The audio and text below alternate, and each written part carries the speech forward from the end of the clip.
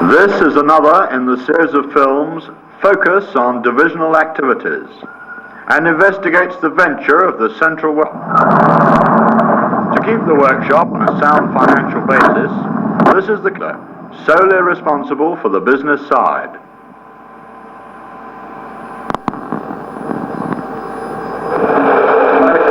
Hello, talking about. Yes, it's not someone. Where he comes. Morning, Alan. Come and help us.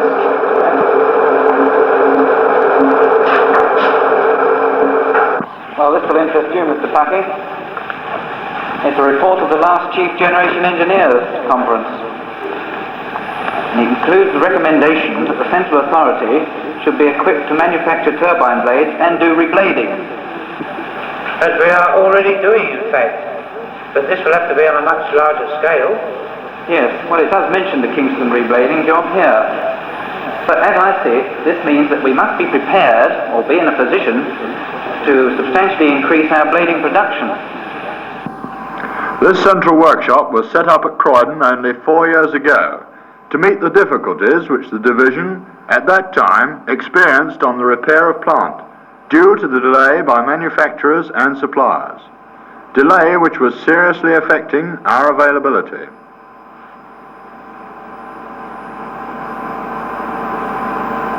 During those 4 years, a large number of specialized machine tools and equipments have been installed to give a high-speed service to assist in maintaining availability of plant.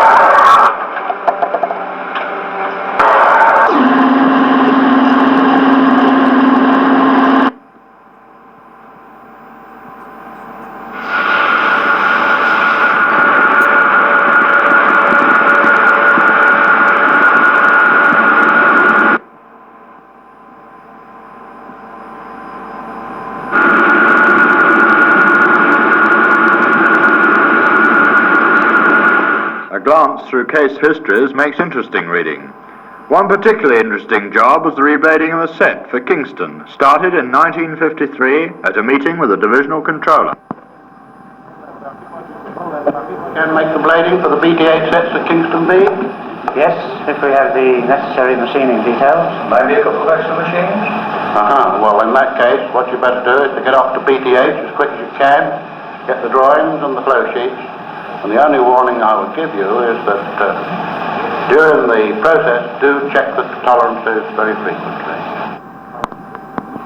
Within a day, the workshop's engineer was on his way to Rugby.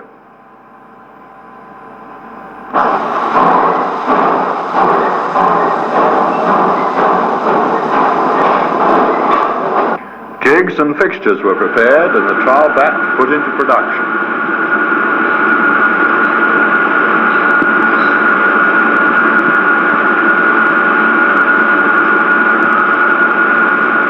Completed, they were dispatched to Rugby checks to ensure the BTH company was satisfied with the quality.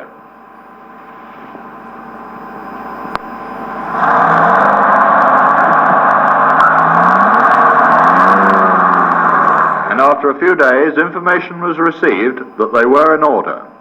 And then came the careful planning of the manufacture of some 3,000 blades. This was a program to a tight schedule.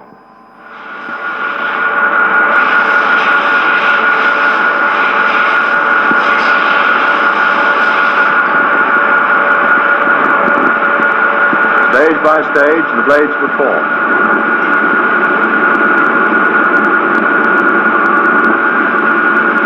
next stage, careful inspection to ensure the accuracy of machining was as required.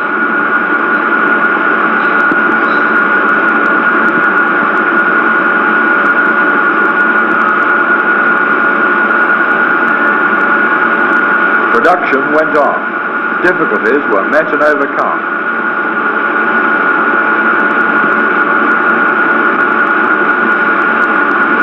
Blade after blade went through those shops and were inspected at every machining stage.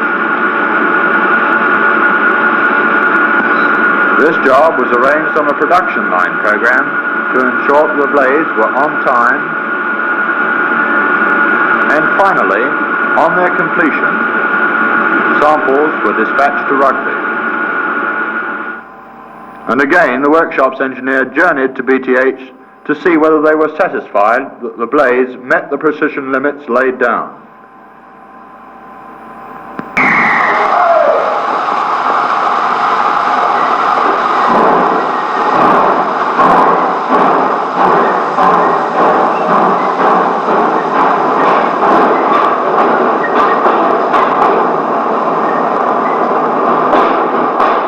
Within 2 days, he telephoned his foreman. This is Puckey speaking from BTH Rugby. The sample blades we sent up are all up to standard.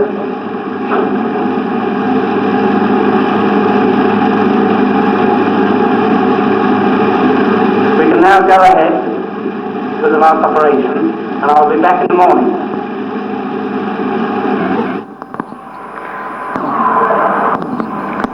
Immediately, the plans for reblading the rotor, which had been prepared some months before, were put in hand. This required precision work, as accurate as that which was needed in the production of the blades themselves. This was not a question of careful manufacture, but a question of careful fitting.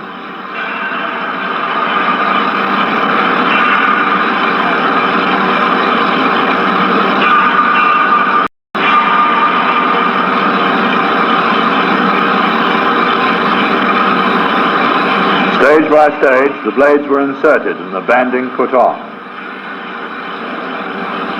Then followed the careful checks to ensure the blades were in line and that they had the right separation.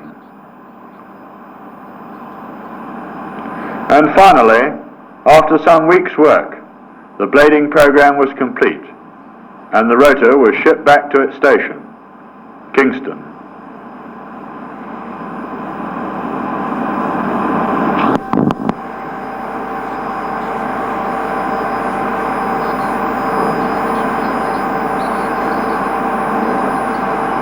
But there was still work to be done. The banding had to be machined accurately, and this was done by turning the rotor by hand.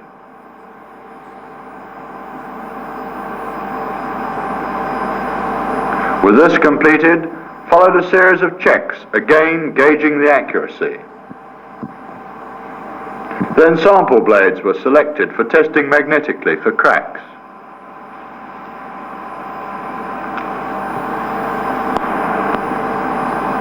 When this was done, the covers were put on, the machine was run up, and then a series of tests on the balancing. This was carried out with the aid of modern electronic equipment, and after some final adjustments, the machine was okayed.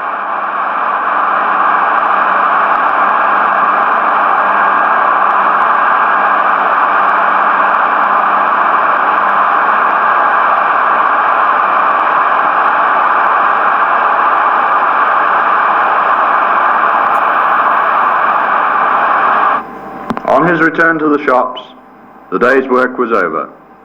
Just the foreman left, anxious to hear the news of the rebladed set.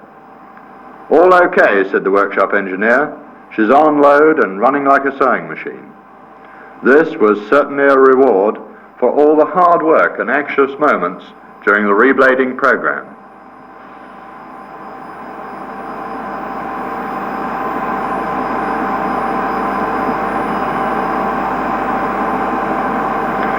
A good night, and then a last stroll round the shops, with the engineer's thoughts on future work. What would the tomorrow bring? Normal attention to work in hand, or a call from somewhere in the division for an emergency work, to get a piece of plant back in commission. Whatever the call, the workshops must be ready to answer with immediate service.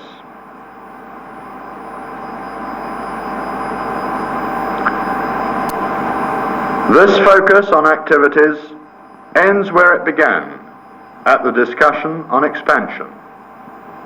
Summarising, this workshop has the know-how, the capacity and the equipment to provide an essential service to the industry. This is a place to visit.